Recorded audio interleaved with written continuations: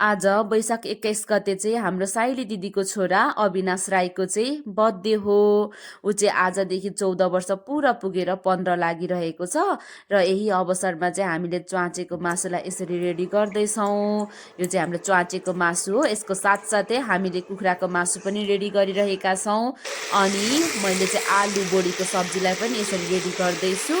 र यो भने चाहिँ हाम्रो आजको स्पेसल अचार हो। यो चाहिँ आलु चना काँक्रा र कोपीको। अनि यो चाहिँ ड्राई फ्रुट रोस्ट गरिरहेको छु पुलाउको लागि।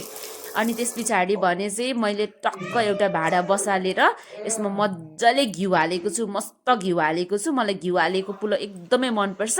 अनि त्यस पछाडि धुई पखाली गरेर यो चामललाई पनि मैले भाँडामा लगाइदिएँ। अनि यो चाहिँ पुलाउको लागि रेडी गरेको पानी हो। यो पानी हालिसके पछाडि चाहिँ टक्क सिटी हाल्न भनेर भाँडा रेडी भयो। अब भने चाहिँ यो फाइनल लुक हो हाम्रो अचारको फाइनल लुक हो भने यतापट्टि चाहिँ यो च्वाचेको मासु पनि रेडी भइसकेको छ हाम्रो।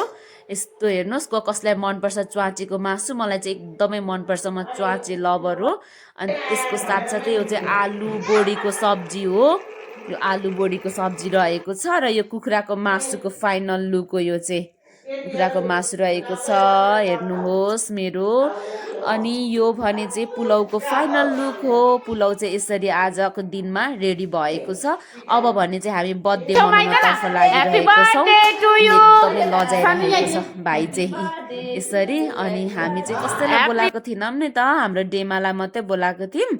अनि डेमाले यसरी टिका लगाइदिनु हुँदैछ, केक खुवाइराख्नु भएको छ। अनि सानो भाइलाई पनि लगाउने रे, अनि लगाइदिनु हुँदैछ यसरी सानो भाइलाई पनि उहाँले। अनि यता दादालाई खुवाउँदैछ, सानो भाइले चाहिँ यसरी दादालाई खुवाइरहेको छ। अनि यो चाहिँ बहिनीले भाइलाई खुवाइरहेको हो। आजको दिन यसरी नै सकियो हाम्रो।